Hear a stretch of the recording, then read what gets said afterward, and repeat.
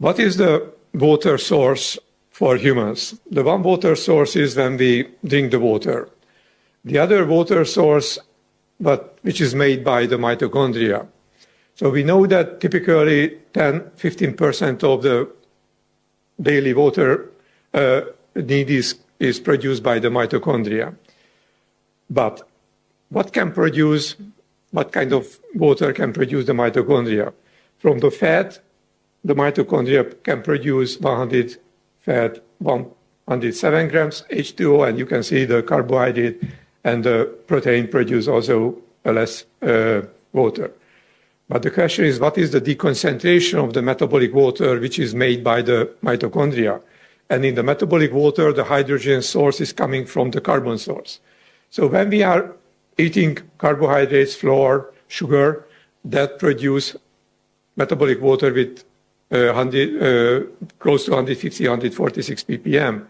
But when the people eating fat, goose fat or lard, that is very, very depleted. And the final deconcentration of the metabolic water depends on the composition of the diet. The more carbohydrate, closer to the deconcentration.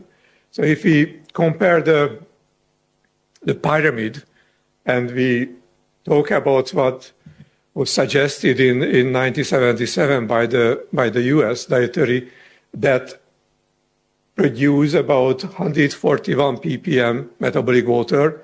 But when we talk about the ketogenic diet, that produce about 121 ppm metabolic water, which means we can get 20 ppm difference depending on the diet.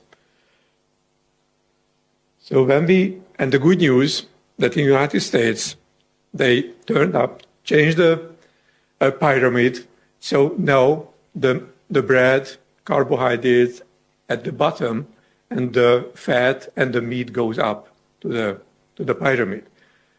If we go back, eat fat means those who are eating fat, they produce lower deconcentration by the mitochondria, and the average D level of the patient is much lower. And that could be close to the deconcentration, but we proved in the rat study that for the insulin signal system, the lower deconcentration preferred. So the whole population worldwide is living in not the best deconcentration. We are very close to the 150 ppm, and the life wasn't planned for that deconcentration. What about with the cell cycle and gene expression? We know that the cell cycle is a very, very complex system. It takes about 24 hours. The cells are staying in the G1 phase.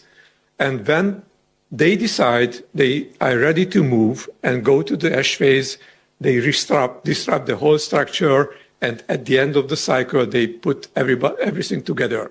So that requires very precise timing, switching on, switching off genes, changing everything in the cell, how the cells can manage it.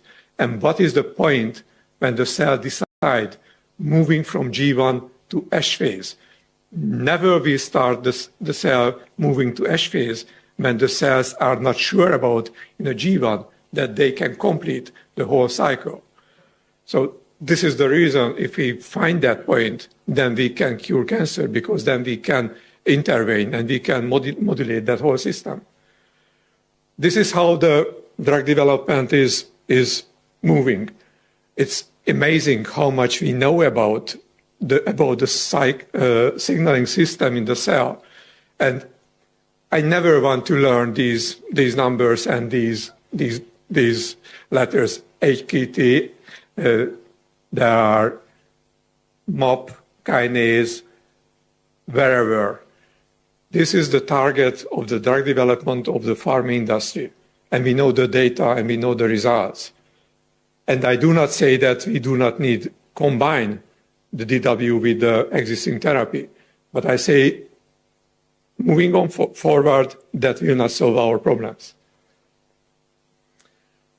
So the extragen system is a system when we do not manipulate with the cells. The cells are growing on a gold layer, and the only thing we follow is the changing of the impedance of this gold layer. So that allows us to follow very precisely what can be caused by changing the deconcentration.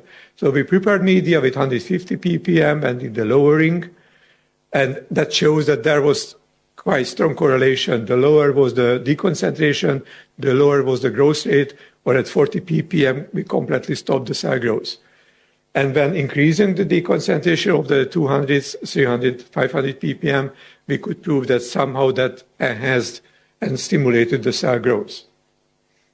And when we first time, and one more experiment, here we checked how sensitive the system, how sensitive the cells for the deconcentration. So here we changed the deconcentration in every 8 hours by 0 ppm, 1 ppm, 2.5, and 5 ppm.